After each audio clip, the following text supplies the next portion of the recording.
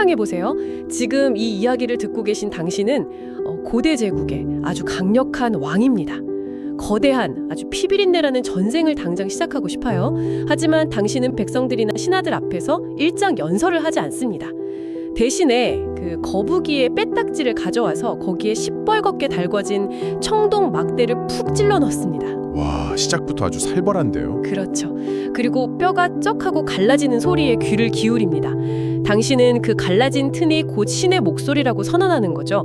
그 균열의 모양을 기록한 작은 기호들, 바로 그것이 인류 역사상 가장 강력한 대량 통제 무기가 된 문자의 시작 중 하나였습니다. 아주 국적이면서도 그 고고학적으로 완벽하게 정확한 묘사네요. 사실 우리는 흔히 문자를 막 정보를 저장하기 위한 아주 투명하고 중립적인 도구라고만 생각하잖아요. 네, 보통은 그렇게 생각하죠. 하지만 그 기원을 파헤쳐보면 문자는 결코 순수하지 않았거든요. 그것은 아주 생생한 생존의 도구였고 또 신과 독대하는 권력이었고 때로는 권력자들의 숨막히는 체제를 비웃는 기발한 장난감이기도 했습니다. 아, 정말 기대가 됩니다. 청취자 여러분, 당신의 지적 호기심을 극한까지 채워드릴 오늘의 심층 탐구에 오신 것을 환영합니다. 오늘 우리의 미션은 아주 거대합니다. 인류가 어떻게 짐승의 소리에서 벗어나 언어를 발명했는지, 그리고 그 언어가 어떻게 거대한 돌기둥과 장부 위의 기호로 변모하면서 인류의 역사를 조종했는지 파헤쳐 볼 겁니다. 네, 오늘 우리가 해부할 자료들이 정말 엄청나죠. 청각학 및 음성학 저널의 언어 기원 논문부터 케임브리지 대학 출판부의 고대 중국 국가와 문자에 대한 분석, 또 마야 석비에 관한 백과사전, 그리고 레부스라는 시각적 유의에 대한 에세이까지 아주 다양하게 준비되어 있습니다. 맞아요. 우리는 이 자료들이 가진 정치적 배경이나 어떤 입자에 치우치지 않고 그저 이 흥미로운 텍스트들이 우리에게 무엇을 말해주는지 아주 객관적으로 하지만 재미있게 전달해 드릴 겁니다. 자, 그럼 이 모든 복잡한 이야기의 시작점부터 짚어보죠. 우리는 도대체 어떻게 의미 있는 소리를 뱉게 된 걸까요? 언어의 기원을 설명할 때 미국의 언어학자 노암 촘스키의 보편 문법 이론을 빼놓을 수가 없어요. 간단히 말해서 인간의 뇌에는 언어의 규칙을 관장하는 일종의 운영체제가 태어날 때부터 생물학적으로 쫙 깔려 있다는 겁니다. 태어날 때부터 뇌에 언어 앱이 설치되어 있다는 거군요. 그렇죠. 하지만 스마트폰에 운영체제만 있다고 앱이 혼자 돌아가진 않잖아요. 우리가 속한 공동체의 언어적 환경에 완전히 몰입하고 사회적 학습이라는 데이터를 끊임없이 입력받아야만 비로소 언어가 작동하기 시작합니다. 즉, 생물학적 진화와 문화적 학습의 완벽한 합작품인 셈이죠. 생물학적 진화라 그 뇌의 구조가 바뀌었다는 건 알겠는데 이게 물리적인 몸의 변화와도 직접적으로 연결이 되나요? 아, 절대적으로 연결됩니다.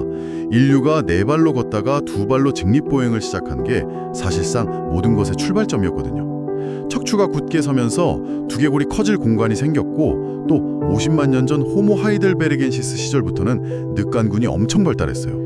늑간근이라면 갈비뼈 사이의 근육을 말씀하시는 거죠? 맞습니다. 그 덕분에 호흡을 마음대로 조절할 수 있게 된 거죠. 숨을 길게 내쉬면서 복잡한 소리를 낼 수 있게 된 겁니다.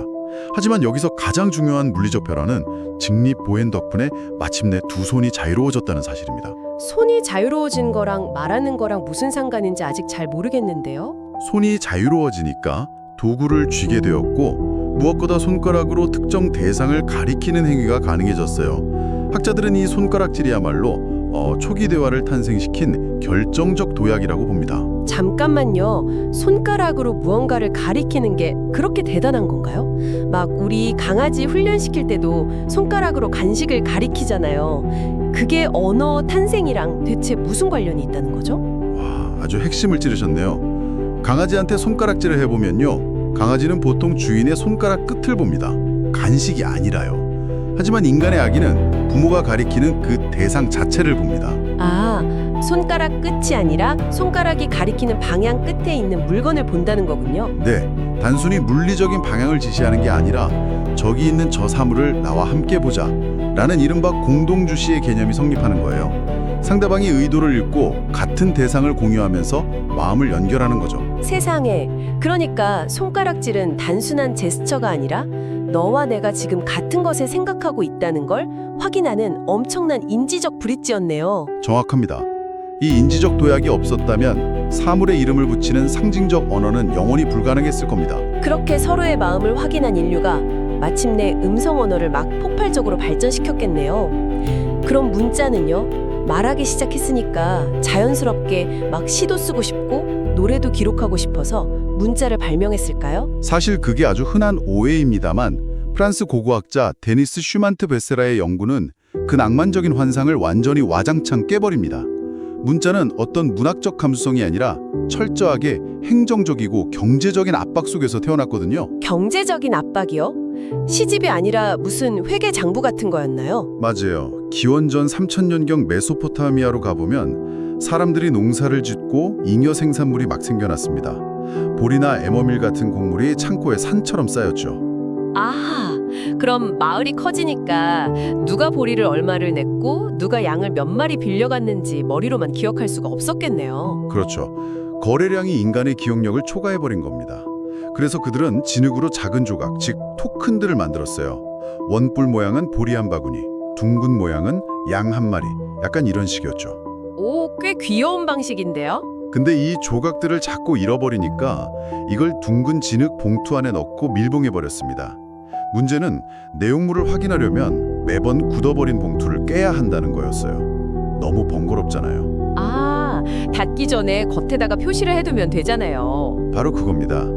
봉투를 닫기 전에 겉면에다가 조각들을 꾹꾹 눌러서 자국을 남겼어요. 그러다 나중에는 굳이 봉투 안에 조각을 넣을 필요 없이 그냥 평평한 진흙판에 기호만 그려놓으면 되네 라는 걸 깨달은 거죠. 와, 대박이네요. 이게 바로 그 유명한 인류 최초의 문자 시스템 쐐기 문자의 시작이었군요. 네, 인류 최초의 문자는 시집이 아니라 완전 엑셀 스프레드시트였던 겁니다.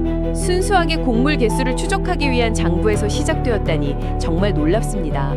그런데 이렇게 실용적이고 약간은 건조했던 문자가 어느 순간부터 사람들의 목숨을 좌지우지하고 권력을 독점하는 도구로 확 흑화하기 시작하잖아요. 맞습니다. 농작물을 세던 기호가 사람을 통제하는 기호로 전환된 거죠. 이 무서운 변화를 보기 위해서 우리는 권력의 정점에서 문자가 어떻게 쓰였는지 봐야 합니다.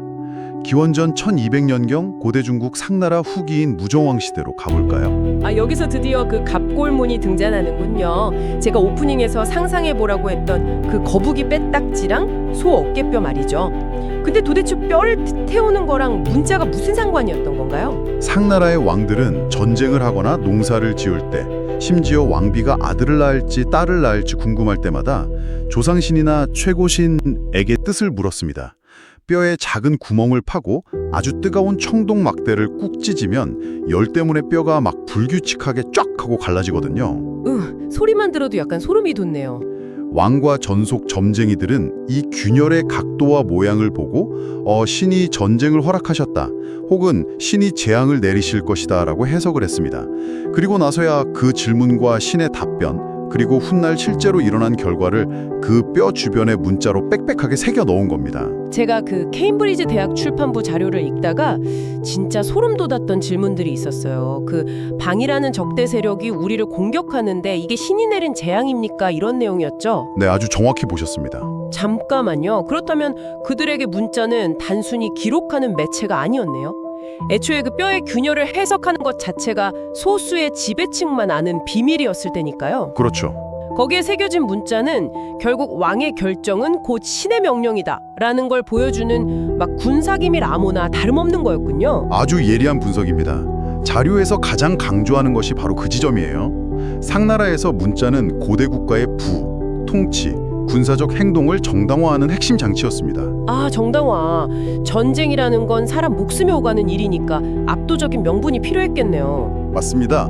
왕이 그냥 자기 개인의 욕심으로 전쟁을 일으키는 게 아니라 문자로 기록된 신의 허락을 받았다는 이 무결점의 알리바이가 필요했던 거죠. 누구도 감히 불타버린 뼈 위에 새겨진 신의 뜻에 반기를 들 수는 없었으니까요. 보리 개수나 세던 도구가 이제는 전쟁을 정당화하고 권력의 뼈대가 되었습니다. 그런데 생각해보면 거북이 뼈에 새긴 글자는 사실 궁궐 안의 극소수만 볼 수 있는 거잖아요. 국가가 더 커지고 제국이 되면 이 권력의 증거를 훨씬 더 많은 대중에게 아주 압도적으로 보여줘야 했을 텐데요. 네, 이 대중적인 권력 과시의 끝판왕을 보여주는 문명이 있습니다. 바로 고대 마야 문명이죠. 마야요. 마야의 통치자들은 은밀한 뼈 대신에 누구나 올려다볼 수밖에 없는 거대한 돌기둥을 선택했습니다. 바로 마야의 석비입니다. 하지만 마야인들에게 이 석비는 그냥 선전용 간판이 아니었어요. 그럼 뭐였나요? 그들은 석비를 텍툰 또는 라캄툰이라고 불렀는데 이게 돌나무 혹은 돌깃발이라는 뜻이거든요.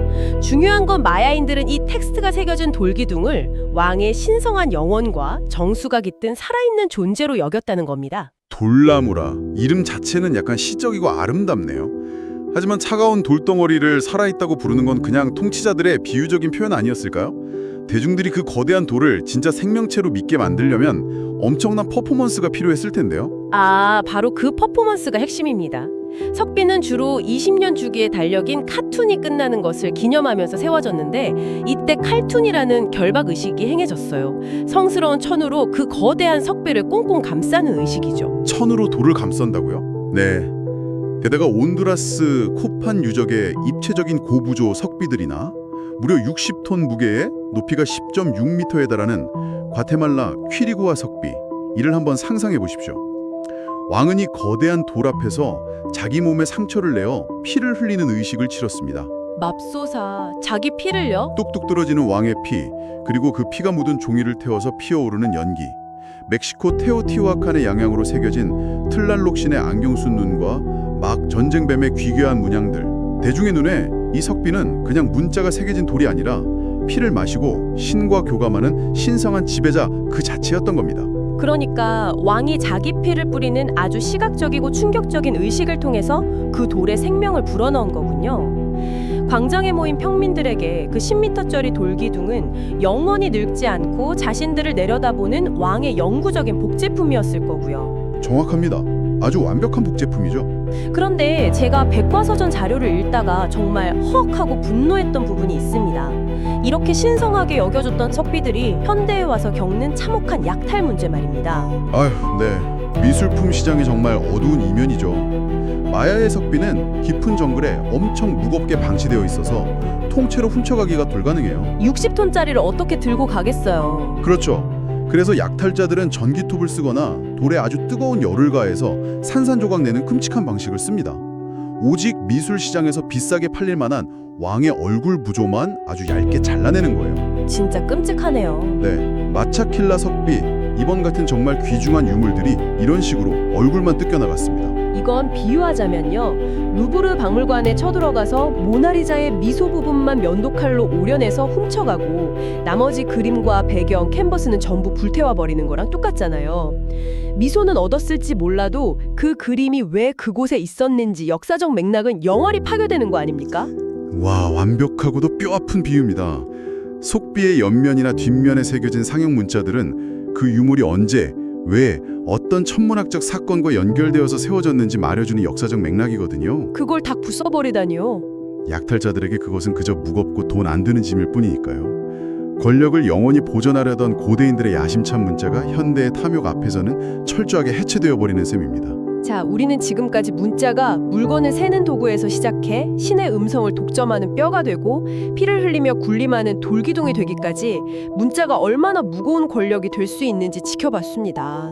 네, 아주 무거운 역사였죠. 그런데 여기서 분위기를 좀 바꿔볼까요? 인간은 권력에 짓눌리기만 하는 존재가 아니잖아요. 문법과 규칙이 너무 엄숙하고 답답해지면 인간은 반드시 그걸 해킹해서 장난을 칩니다. 무거운 돌덩어리에서 아주 가벼운 시각적 유의로 변신한 레부스 문자의 세계로 가보죠. 아주 흥미로운 주제입니다. 이 레부스의 원리가 구체적으로 어떤 건가요? 레부스의 핵심은 의미의 분리입니다.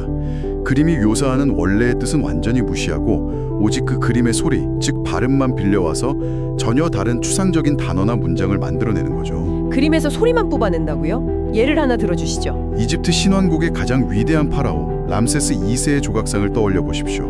얼핏 보면 한 아이가 갈대를 왼손에 쥐고 머리에는 둥근 태양 원반을 얹은 채 손가락을 입에 넣고 있는 조각상입니다. 오, 파라오 조각상 치고는 꽤 귀엽네요. 하지만 이집트 관료들에게 이 조각상은 단순히 감상하는 예술품이 아니라 읽어야 하는 텍스트였습니다. 이게 이집트어로 태양은 라, 아이는 메스, 그리고 갈대는 수라고 발음되거든요. 이걸 연속해서 발음하면 어떻게 될까요? 잠깐만요. 라, 메스, 수. 설마 람세스인가요? 맞습니다. 대박이죠? 람세스가 되는 겁니다. 맙소사 3차원 조각상이 사실은 파라오의 이름을 적어놓은 2차원 문자였다는 건가요? 바로 그겁니다. 의미론적 이미지를 음성학적 기호로 완전히 비틀어버리는 고도의 지적 유희죠. 재미있는 건 이 방식이 전혀 다른 문화권인 고대 중국에서도 아주 세련되게 사용되었다는 거예요. 중국에서도요? 네, 12세기 중국 남송시대의 그림, 백로등지를 습격하는 긴팔 원숭이를 보죠. 그림만 보면 원숭이 3마리가 새끼 백로를 납치하려는 약간 긴박한 야생 다큐멘터리 같습니다. 원숭이가 새를 납치해요? 이상하네요. 하지만 이것도 철저히 계산된 레부스입니다.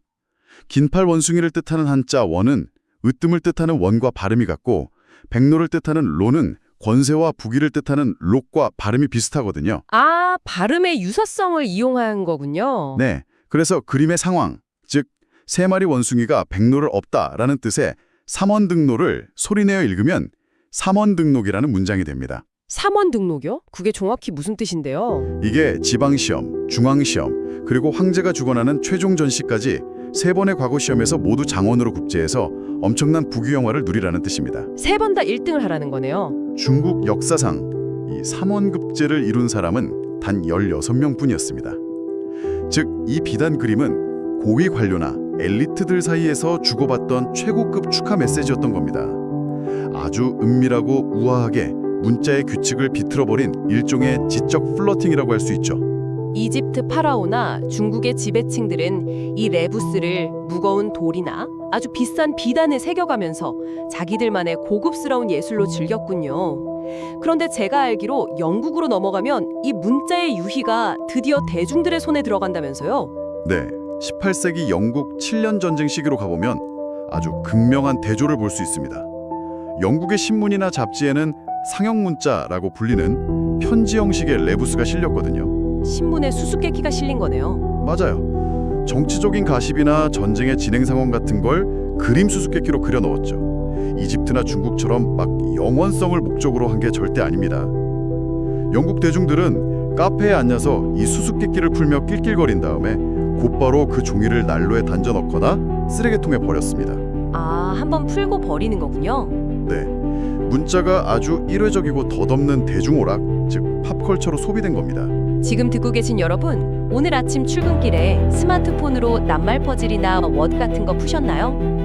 퍼즐을 풀고 묘한 쾌감을 느낀 뒤에 목적지에 도착하자마자 게임을 끄고 까맣게 잊어버리셨을 겁니다. 18세기 런던의 시민들이 신문 쪼가리를 들고 했던 행동이 지금 여러분의 손 안에서 똑같이 반복되고 있는 겁니다. 아주 정확한 비유입니다. 무거운 돌기둥에 새겨졌던 문자가 어떻게 이렇게 가볍고 일상적인 유희의 도구로 부서져 내렸는지 정말 흥미롭습니다. 네, 문자가 생존을 위한 장부에서 권력을 증명하는 무기로, 그리고 마침내 인간의 지적 한계를 시험하는 장난감으로 확장되는 이 모든 과정은 결국 인간이란 어떤 존재인가를 명확히 보여줍니다. 어떤 존재인가요? 우리는 스스로 규칙을 만들고 거기에 얽매이지만 동시에 그 규칙을 깨부수고 유희할 때 가장 큰 즐거움을 느끼는 아주 모순적인 존재라는 사실 말입니다. 아, 정말 멋진 통찰입니다. 어느덧 오늘 우리가 준비한 지식의 심층 탐구, 그 깊은 잠수에서 물 위로 올라올 시간이 되었습니다. 우리는 오늘 거대한 여정을 함께 했습니다.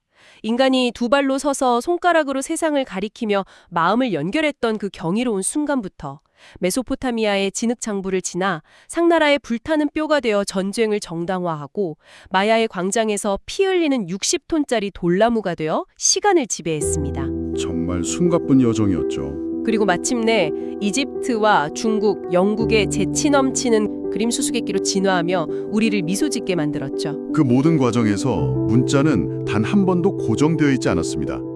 인간의 신체적 진화, 정치적 야망, 그리고 지적 호기심과 끊임없이 상호작용하며 그 형태와 목적을 역동적으로 바꿔왔죠. 자, 청취자 여러분, 이 방대한 이야기의 끝에서 오늘 다룬 자료들에는 없지만 제가 여러분의 뇌리에 꼭 남겨드리고 싶은 도발적인 질문이 하나 있습니다. 오, 흥미롭네요. 어떤 질문입니까? 고대 마야인이나 상나라의 왕들은 자신들의 권력, 심지어 아주 단순한 농담조차도 수천 년에 버틸 수 있는 무거운 돌과 뼈, 변하지 않는 비단에 새겼습니다. 그 덕분에 우리는 수천 년이 지난 지금도 그들의 욕망과 두려움을 생생하게 해독할 수 있죠. 자, 이제 우리 자신을 돌아봅시다. 네, 현대의 우리말이죠. 우리는 오늘 하루에만 수십 건의 이메일을 보내고 수백 개의 텍스트와 이모티콘을 쏟아냅니다. 고대인들과는 비교도 할 수 없는 엄청난 양의 글을 쓰고 있죠. 하지만 그 기록들은 대체 어디에 있습니까? 전기가 끊기고 서버가 꺼지면 흔적도 없이 증발해버릴 연약한 스크린과 눈에 보이지도 않는 클라우드 공간에 떠돌고 있습니다. 와, 우리의 가장 사적이고 깊은 생각들이 사실은 가장 취약한 형태로 저장되고 있다는 엄청난 역설이군요. 그렇죠. 왕의 권력을 뽐내던 마야의 무거운 돌기둥은 앞으로도 수천 년을 더 살아남겠지만 우리가 오늘 남긴 수만 바이트의 철학적 글자들은 마치 수증기처럼 쉽게 흩어질 운명일지 모릅니다. 그렇습니다. 그렇다면 상상해 보십시오. 수만 년 뒤의 먼 미래, 고고학자들이 우리가 살았던 이 21세기의 지층을 발굴할 때 당신이 매일 스마트폰으로 쏟아낸 그 수많은 기록 중 과연 무엇이 물리적으로 살아남아 우리의 진짜 이야기를 전하게 될까요? 남는 게 거의 없을 수도 있겠네요. 엄청난 정보를 생산하고도 물리적 흔적 하나 남기지 못한 우리 시대를 미래학자들은 그저 기록이 없는 암흑 시대로 부르게 되진 않을까요? 우리가 남긴 문자는 과연 고대의 돌나무보다 강하게 살아남을 수 있을지 오늘 밤 여러분 스스로의 마음속 깊은 곳에서 이 질문을 탐구해 보시길 바랍니다. 지식을 향한 당신의 끝없는 호기심을 언제나 응원하며 오늘의 심층 탐구는 여기서 마치겠습니다. 더 놀라운 이야기와 함께 다음 탐험에서 뵙겠습니다.